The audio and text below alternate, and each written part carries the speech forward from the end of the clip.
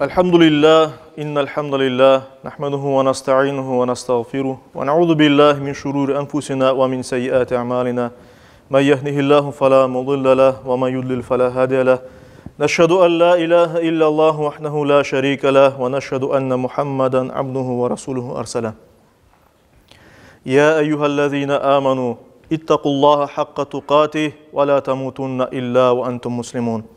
Eyyühennas ittaqu rabbakum الذي خلقكم من نفس واحدة وخلق منها زوجها وبث منهما رجالا كثيرا ونساء يا أيها الذين آمنوا اتقوا الله وقولوا قولا سديدا يصلح لكم أعمالكم ويغفر لكم ذنوبكم ومن يطع الله ورسوله فقد فاز فوزا عظيما أيها الناس قال الله تبارك وتعالى في كتابه الكريم أعوذ بالله من الشيطان الرجيم بسم الله الرحمن الرحيم ظهر الفساد في البر والبحر بما كسبت أيدي الناس ليذيقهم بعض الذي عملوا لعلهم يرجعون Sadakallahu Rabbunal A'la. Saygılı cemaat-i muslimin, hürmetli Müslümanlar, Yüce Rabbimiz etrafımızda olan her şeyini yarattı. Etrafımızda olan kainatını yarattı ve onu kusursuz bir nizamga koydu. Ve her şey Allah'ın koygan sünnetullahı, yani Allah'ın kanunları üzere hareket etmekte. Kök, yıldızlar, bizim galaktikamız, başka galaktikalar, bu dünyada yaşaganımız her şey kusursuz bir şekilde Yüce Rabbimiz tarafından yaratıldı. Şu cümleden Yüce Rabbimiz yer küresini, bizim yaşagan seyyaremizini, planetamızını yarattı. Ve onu kulları için en güzel şekilde, yaşanacak bir şekilde yarattı ve hazırladı. Ve yer üstüne cennetten indirgeni ve yer üstünün halifesi, yer üstünün sahibi, emanetçisi olarak etkeni insana emanet etti. Yer üstü bizge emanettir. Emanet degeni ise Yüce Rabbimiz bizge bir şeyini verdi ve onu soracak. Biz onu nasıl kullandık? Nasıl ki biz bir arkadaşımızdan onun malını, maşinasını, bir teknikasını, bir şeyini alsak kullanmağa, aynı alganımız gibi kaytarmak gerek olganımız gibi aynı şekilde biz şu yaşaganımız dünyanı Allah'tan emanet olarak aldık ve onu Allah'a kaytaracakmız. Yani bunu Allah'ın emrinin gelecek nesillerge de verecekmiz onların yaşamaları için elbet. Ve ona göre insanın vazifesi yer üstünü güzel tutmak, onu abadanlaştırmak, çevremizge, etrafımızga, tabiatka, insanlarga, hayvanlarga muhabbet ve merhamet göstermek, etrafını korçalamak ve göz kulak olmak. Hususan bu konumuzda pek mühim bir mesele, çünkü biz tabi resurslarını, planetamızın, seyyaremizin tabi resurslarını kullanmakta çok vakitte insanlar olarak israf etemiz, istismar etemiz ve açgözlük yapamız. Son vakitlerde biz bilemiz ki bazı bir ülkeler, bazı memleketler ve bazı bir insanlar tüketici hayatını yaşaylar. Yani ne kadar çok olsa o hepsini özüme kullanırım degen anlayış. Bu anlayış ise dinimizge göre ters gele. Müslüman her daim israftan, istismardan, yarama yerge boşuna kullanmaktan ve açgözlükten uzak olmak gerek. Bizler için en güzel misal bizim Peygamberimiz Muhammed Mustafa sallallahu aleyhi ve sellem'dir. Ve biz göremiz ki Peygamberimizin sünnetinden Nebiyullah, Allah'ın Resulü tabiatka onun bakışı ibretle, hikmetle, rahmetle ve tefekkürle dolu olganı göremiz. Yani Peygamberimiz etrafı hakkında düşüngen ve onun hareketlerinde, sözlerinde bu açık aydın korunuyor. Ve hatta Allahu Teala onu emir etkenlerinde bu korunmekte. Ve böylece Müslümanın pozisyası nasıl olmak gerek bizge açıklana.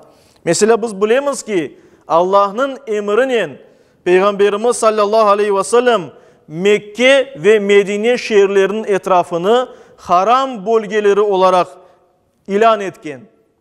Haram bölgesi nedir? İşte o bölgelerin tabiatı korçalanmak gerek. Kim hacılıkka bargan olsa onu daha yaxşı bilir. Bu harem bölgelerinde, hususan hacılıkta, ihram alında olganda bir canlığa zarar getirmege olmay. canlığa ya da bir yaprak koparmağa ya da bir şeyler yapmağa olmay.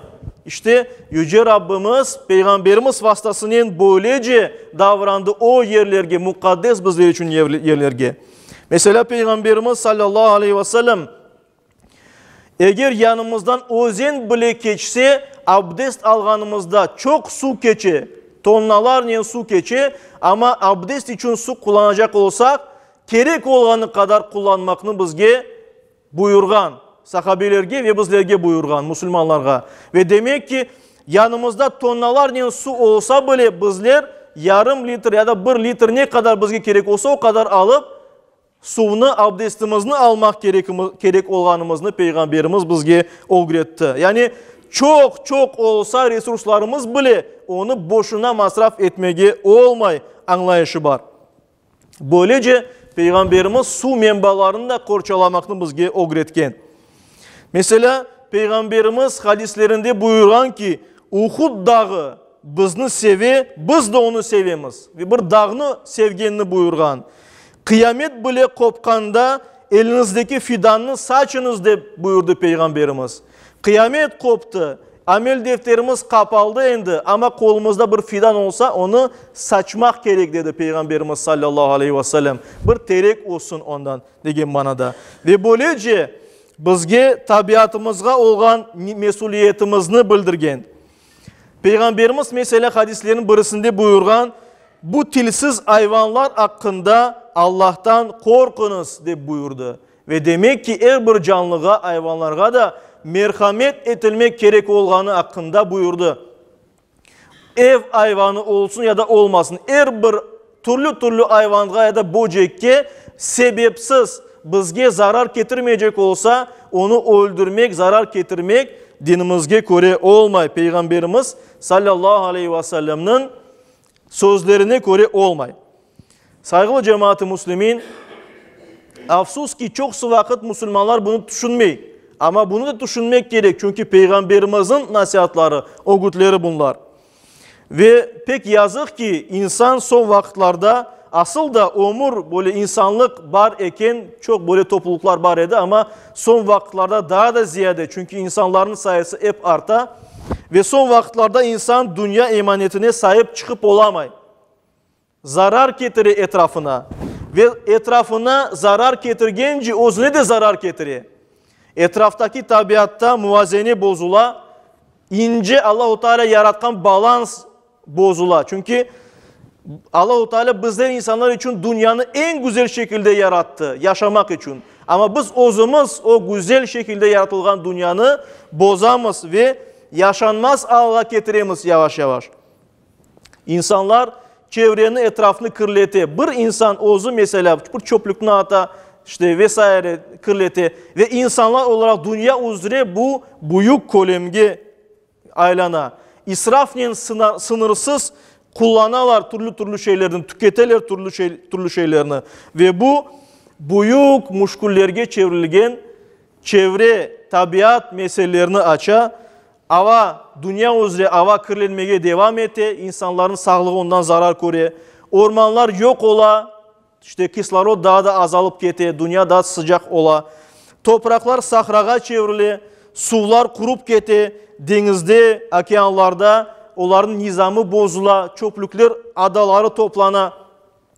Klimat değişe ve nice can çeşidi, nice hayvanlar yok ola şu dünyadan. Ve hepsi bu dünya muvazenenin, balansının hep bozulup ketkenini bizge anlata.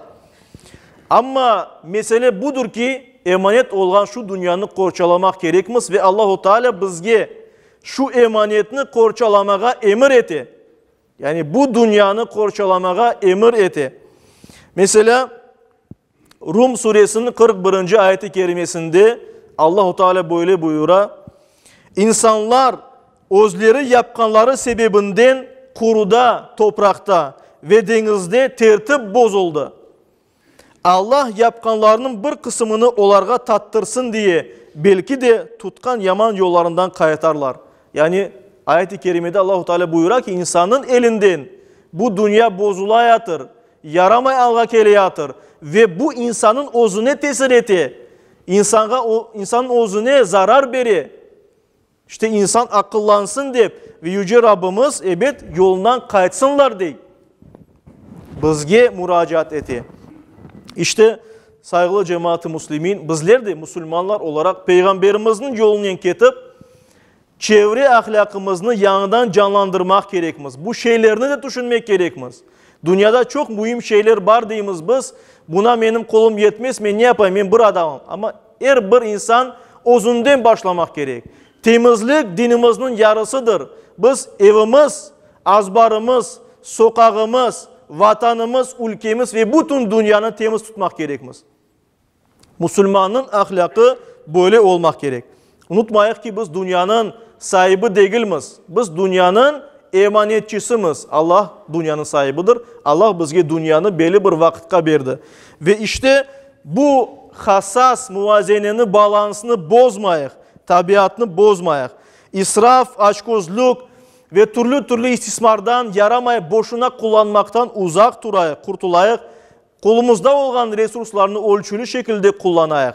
Eğer çaremiz olsa bile çok alıp çok kullanmaya gerek olanı kadar kullanmak gerekmez. Dinimiz bizge bunu öğreti. Bir lokma otmekni, bir tamçı suyunu boşuna masraf etmeyik saygılı cemaat. Ve hatta rahatlanmak için bir yerge barsak, piknik yapmaya, yalı kenarına vesaire ya da bizim her bir yerimizde yerge çöp atmayık, çöplük doldurmayık. Korgenimizde çaremiz olganda temizleyik, kirletmeyik, mesuliyetli davranayık. Çünkü Allah-u Teala bu dünyanı sadece bizge, bizim neslimizge değil, bizden sonra gelecek nesillerge, bizim ballarımızga, torunlarımızga da bergen. Ve biz nasıl onu algan olsak, öyle de gelecek nesillerge de vermek gerekmez. İşte etrafımızga sahip çıkmak, etrafını kirletmemek, dünya balansını bozmamak, tabiatka keder etmemek, hayvanlara zarar etmemek vesaire, bunlar hepsi Rabbimizin emanetine sahip çıkmak ve gelecek nesillerin hakkını vermektir. Yüce Rabbimiz her birimizge bunu düşüngen ve bunu omurge aşırgan kullardan olmağa nasip eylesin. Yüce Rabbimiz Müslüman olarak yaşap, Müslüman olarak son nefesimizni imanla vermeye nasip eylesin. Yüce Rabbimiz sadaka vermeye, kol yardımını etmeye, dua etmeye nasip eylesin birbirimiz için ve dinimiz tiklengen yerler olan camiler, medreseler için. Yüce Rabbimiz dünya üzere Müslümanlara birlik, beraberlik nasip etsin ve bizim işimizni buna göre doğrulasın. Amin.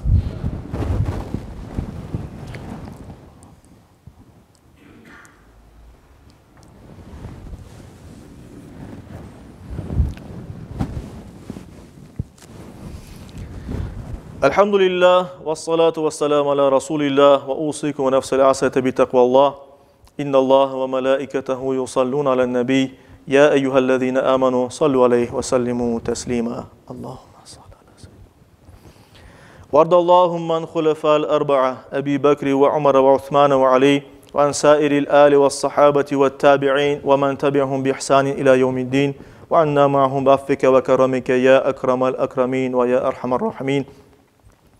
اللهم أعز الإسلام والمسلمين اللهم أعز الإسلام والمسلمين اللهم أعز الإسلام والمسلمين واحمي حوزة الدين ودمر أعداء الدين وألف بين قلوب المسلمين وواحد صفوفهم واجمع كلمتهم على الحق يا رب العالمين وانصر دينك وكتابك وسنة نبيك محمد صلى الله عليه وسلم وآله أجمعين. عباد الله إن الله يأمر بالعدل والإحسان وإيتاء ذي القربى وينهى عن الفحشاء والمنكر والبغي يعظكم لعلكم تذكرون. صدق الله ربنا الأعلى وأقيموا الصلاة.